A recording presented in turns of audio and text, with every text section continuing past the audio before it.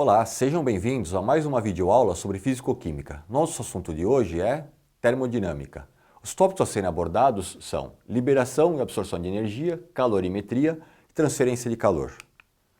Ao término desta aula, você deverá ser capaz de entender o que são reações endotérmicas e exotérmicas, calcular a transferência de calor em fenômenos físicos, compreender o conceito de entalpia. Primeiro, vamos falar um pouquinho sobre as transformações da matéria. Como exemplo, vamos pegar as transformações que a água sofre. A água, ela existe no estado sólido, no estado líquido e no estado gasoso.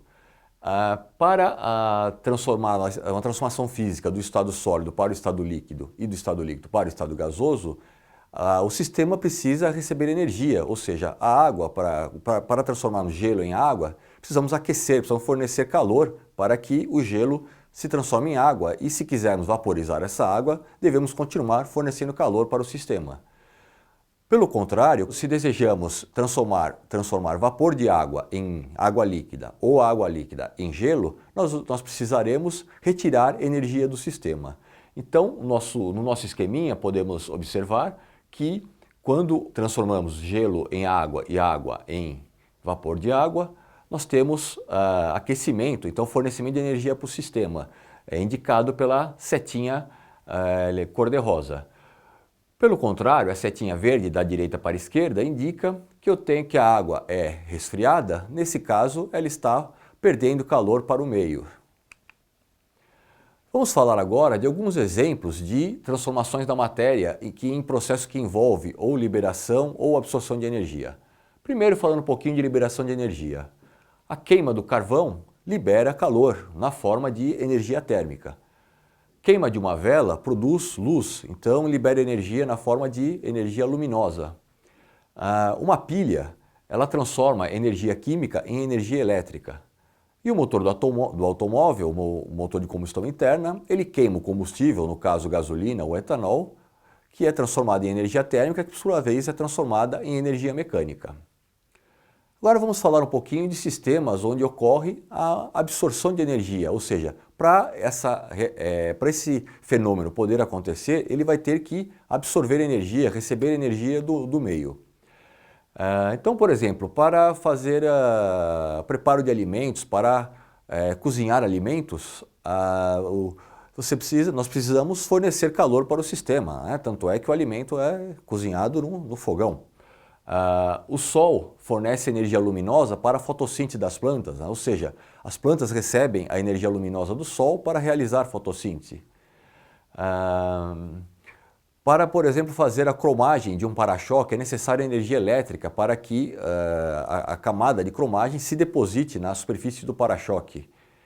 E, por exemplo, uma pancada violenta inicia uma detonação, um explosivo, ou seja, para iniciar uma reação em cadeia de uma explosão, explosivos utilizados, por exemplo, em mineração, é necessário uma energia inicial, no caso aqui uma pancada, um golpe, que faça com que esse sistema sofra detonação. Então, agora, falar um pouquinho da termoquímica. Termoquímica é a ciência que estuda as quantidades de calor liberadas ou absorvidas durante as reações químicas. Existem dois tipos de reação química, conforme o fluxograma que nós vamos dar uma olhada. Primeiro caso, nós temos as chamadas reações exotérmicas. Reações exotérmicas são reações onde os reagentes possuem um nível de energia maior do que o dos produtos, ou seja, depois da reação química. Se olharmos para o nosso gráfico, podemos perceber o nível de energia sobe no sentido do eixo vertical. Então nós temos os reagentes num patamar superior, ou seja, no nível de energia superior. Após acontecer a reação química, temos os produtos num patamar inferior.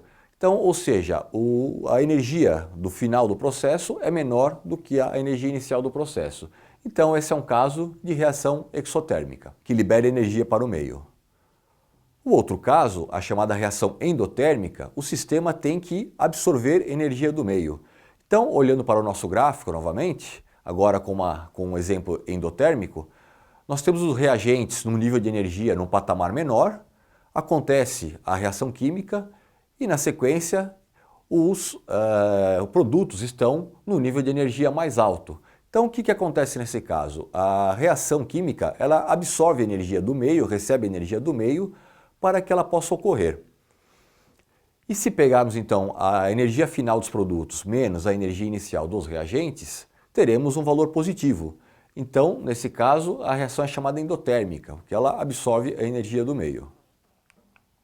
Para medir o fluxo de energia nos sistemas, nós temos a quantidade de calor sensível, ou seja, quando eu tenho variação em temperatura, quando, por exemplo, vamos aquecer uma certa quantidade de água, para saber a energia que é transferida nesse sistema, nós temos uma equação que diz para a gente que a letra Q, a quantidade de calor envolvida, ela está diretamente relacionada à massa M, no caso, estou falando de água, por exemplo, a massa de água, calor específico da água, que é uma propriedade, né, de cada material tem o seu calor específico, e a variação de temperatura. Então, o produto desses três parâmetros, quantidade de material envolvido, o calor específico, que depende do tipo de material, e a variação de temperatura desse sistema, isso aí vai indicar para a gente o quanto de energia foi transferida no meio, ou fornecida ou absorvida.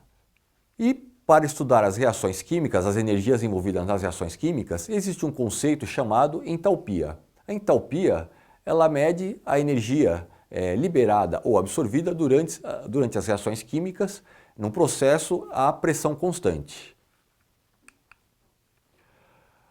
Colocando então num gráfico a variação da entalpia em processos onde acontecem reações químicas, nós podemos verificar, o primeiro caso, uma reação química, um componente A é transformado em um componente B e ocorre liberação de calor. Por isso, podemos ver na reação química, lá escrito em vermelho, é colocado no lado dos produtos o produto B formado mais calor. O que isso quer dizer? Que houve liberação de calor no final da reação. Olhando para o gráfico, nós podemos observar que o A, que é o reagente, está no patamar mais alto, HR, que seria a entalpia dos reagentes. Após acontecer a reação química, nós temos o outro patamar, o B dos produtos, que tem indicado lá H com índice P, que seria a entalpia dos produtos. Então, para a entalpia da reação, que nós costumamos chamar de a variação da entalpia, que é o ΔH, nesse caso vai ser menor que zero. Por quê? Porque a entalpia dos produtos, o HP, é menor do que a entalpia dos reagentes, o HR.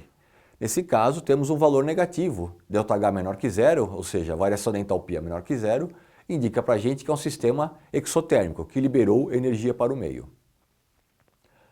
No segundo exemplo, temos uma reação química hipotética que indica para a gente que para a reação química acontecer, ela teve que receber calor, ela absorveu o calor do meio. Então nós temos indicado o A do lado dos reagentes, mais calor, para indicar que houve absorção de calor do meio, e aí sim forma-se o produto B. Então nós temos o reagente A com uma entalpia menor, e o produto B formado numa entalpia maior, justamente porque ele absorveu a energia para essa reação química acontecer. Então, se pegarmos a variação da entalpia ΔH, então H dos produtos menos H dos reagentes, agora nós teremos um ΔH maior do que zero, ou seja, essa reação é uma reação endotérmica que absorveu energia e reações endotérmicas possuem a variação da entalpia maior do que zero. Quais são os parâmetros que podem influir na variação da entalpia de uma reação química? Então, vamos aqui citar alguns exemplos. A quantidade de reagentes e produtos. Então, temos aqui a primeira reação, uma reação de formação da água, onde 2 mols de hidrogênio reagem com 1 mol de oxigênio, formando 2 mols de água, 2 moléculas de água. Nesse caso, temos uma entalpia envolvida aí de menos 485,8 kJ. Isso quer dizer que é uma reação exotérmica, né, e que essas quantidades de reagentes consumidos e produtos formados libera essa entalpia. Se nós dobrarmos as quantidades de reagentes e, por consequência, o valor de produto dobrar, ou seja, 4 mols de hidrogênio reagindo com 2 mols de oxigênio formam 4 mols de água, na fase vapor, no caso, dos dois casos, veremos que, como as quantidades de reagentes foram dobradas, a entalpia também dobra o seu valor. Então, se compararmos o valor do primeiro exemplo com o segundo, nós podemos perceber que o valor também foi multiplicado por 2. Temos uma entalpia agora de menos 971,6 kJ. Então, se fornecemos numa reação química onde for fornecido mais material, a entalpia aumenta proporcionalmente à quantidade de material fornecido. Se for retirado o material, a reação ocorrer com uma menor quantidade de reagentes, a entalpia diminuirá proporcionalmente a essa diminuição. Um segundo parâmetro que influi na entalpia das reações é o estado físico dos reagentes e produtos.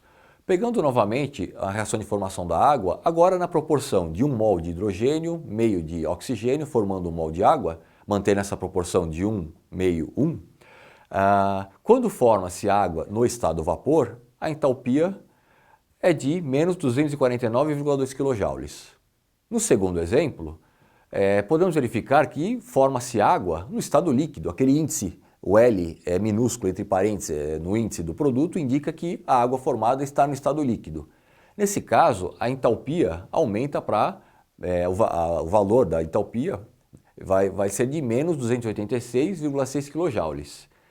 E no terceiro caso, quando temos a formação de água no estado sólido, o Szinho indica que a água está lá no estado sólido, a entalpia aumenta para menos 292,6. Então nós podemos observar que a reação da água é uma reação de formação, a reação de formação da água é uma reação exotérmica e conforme o estado físico do produto final, a entalpia vai variar também, de acordo com o estado físico formado. Outro parâmetro importante é a temperatura da reação química.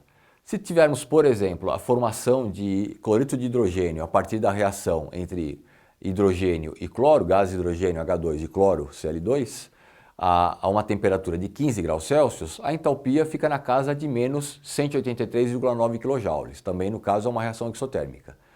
Se essa mesma reação química é conduzida a uma temperatura de 75 graus Celsius, a entalpia varia um pouquinho, pouca coisa, mas ocorre uma variação. Vai ser, no caso, o valor será de menos 184,1 kJ. E outra situação onde podemos ter variação da entalpia é quando realizamos a diluição de um produto.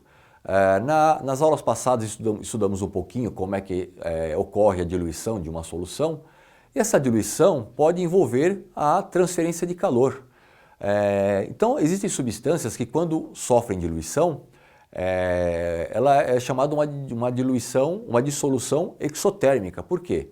Ela libera calor. Então, por exemplo, quando dissolvemos hidróxido de sódio em água, pegamos lascas, pequenas quantidades de hidróxido de sódio e dissolvemos em água, tem uma grande liberação de energia. Como é que a gente pode perceber isso? O becker, a vidraria onde estamos realizando essa dissolução, nós podemos perceber que vai ocorrer um aquecimento da solução. Então, no caso aí da dissolução de hidróxido de sódio em água, ocorre um aquecimento, justamente porque é uma dissolução exotérmica. Por outro lado, temos o caso quando ocorre a dissolução de tiosulfato de sódio em água, é um outro tipo de sal, aí acontece o contrário, ocorre absorção de energia. Se colocarmos a mão no recipiente, no caso na vidraria, que é onde estamos realizando essa diluição, iremos perceber que ocorre um resfriamento, a solução fica um pouquinho mais gelada, com a temperatura um pouco menor do que no início. Quiser saber um pouquinho mais sobre termodinâmica e entalpia de reações, assista ao vídeo Transformação da matéria por transferência de calor. Chegamos ao final de mais uma videoaula sobre termodinâmica. Espero que tenham gostado. Visite nossas redes sociais e até a próxima.